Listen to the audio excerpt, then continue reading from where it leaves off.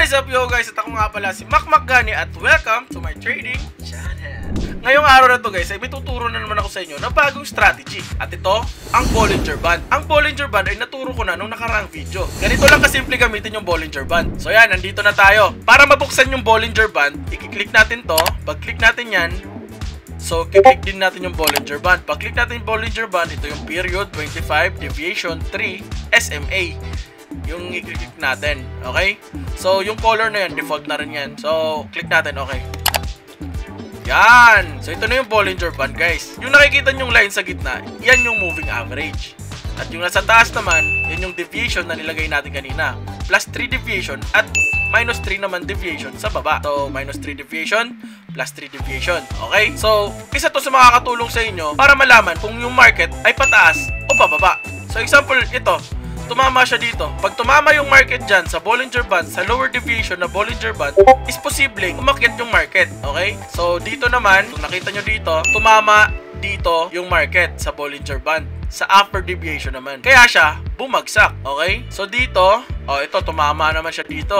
Pag tama niya dito, umakyat naman yung market. So, ang Bollinger Band ay isa sa makakatulong sa inyo i-analyze yung market. So, ganun lang guys. Ganun lang yung Bollinger Band. Pero, hindi lang Bollinger Band ang ituturo ko sa inyo. Sasamahan natin siya ng RSI. So, Bollinger Band plus RSI strategy. So, paano ba magdagdag ng RSI indicator? So, ito, kiklik natin yun. Tapos, dagdag natin yung RSI. Pag-click, save pa rin. Default settings. Confirm.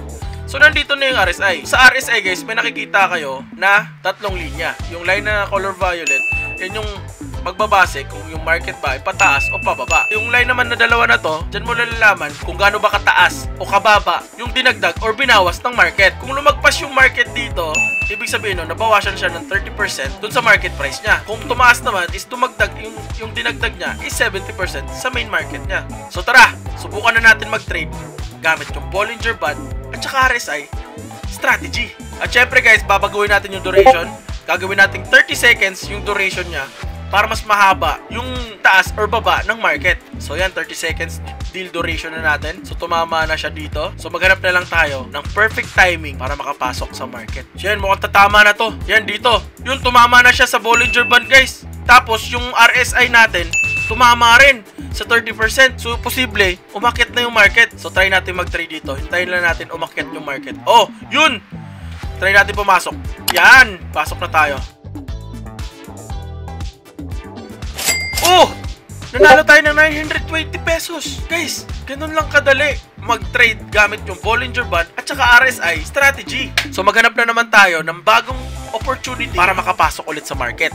Yun, pababa pa rin yung market. Pag ito tumama ulit to guys, ibig sabihin nun, posibleng paakyat na naman ulit yung market. So yan, tingnan natin. Oh, yun, try natin mag-trade. Try natin mag-trade dito ha, kasi tumama na siya, tumama siya. Yan, try natin, pasok lang tayo, hanap tayo ng pasukan. Okay, hanap tayo ng papasukan dito. Click natin yan. Okay, yan, nakapasok na tayo guys. Nakapasok na tayo, so hintayin na natin umakyat yung market.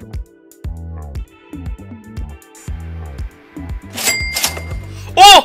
Nanalo pa rin tayo ng 920 pesos! Kasi kung nakikita nyo naman, yung sa RSI, tumama talaga siya sa 30%. At saka kung nakikita nyo naman, tumama rin siya sa minus 3 deviation ng Bollinger Band. So, posible talaga umakyat yung market. Kaso lang, hindi ganun kataas yung inakyat ng market. Isa pa. So, try naman natin maghanap pa ng isang opportunity para makapasok ulit sa market. So, ito mukhang pababa yung market. Mukhang tatama na to. Kaso lang, hindi siya tatama sa Bollinger Band. So, try natin. Pero malapit na siya sa 30% ng RSI. Malapit na siya sa 30% ng RSI. So, posible na rin talagang umakyat yung market dito. Wait lang, hintayin natin guys ha. Okay, try natin mag-buy dito. Kasi paakyat na yung market eh. Yan, buy tayo. Oh, no. Dahil sa pagmamadali guys, hindi tayo nakapanalo. Pero lagi nyo tandaan na trading is risky. Kaya ngayon, dahil natalo tayo ng 500, ang gagawin natin, martingale strategy naman. Dadagdagan pa natin ng martingale strategy. 500 natin, gagawin natin 1,000 para mas malaki yung kita at wala tayong masyadong talo pag nanalo, okay? So, tingnan natin. Hanap tayo ulit ng opportunity para makapasok ulit sa market. So, ito, malapit na siya sa taas, okay? So, pag ito tumama sa upper deviation, guys, yan! Tumama na siya sa upper deviation. So, hintayin na lang natin na makapasok sa trade. Ayan, tumama na siya dito. Oh. Ayan, tumama na siya dyan. So, hintayin na natin bumaba yung market, bumaliktad yung market. Pag yan pumula, yun, pwede na tayo pumasok siguro dito. Hintayin lang natin kasi puro green pa yan eh. Yan! Ito na! Bang! Sell tayo dito. Ayun! O, di ba guys? Nanalo tayo ng 1,840 gamit lang yung RSI, Bollinger Band, at martingale strategy naman. Tsaka kung nakita nyo naman, umakyat ng 70% yung RSI at tumama sa +3 deviation ng Bollinger Band. Guys, ganun lang kadaling mag-trade dito kay Expert Option. Kasi guys, dito kay Expert Option, sobrang safe at easy lang siya gawin. Kaya guys, kung gusto nyo matutunan yung iba pang strategy about sa pag-trade dito kay Expert Option, ay click nyo lang yung link at pumasok na kayo sa Telegram channel natin. Kaya guys, start your trading journey with Expert Option. Link in the description.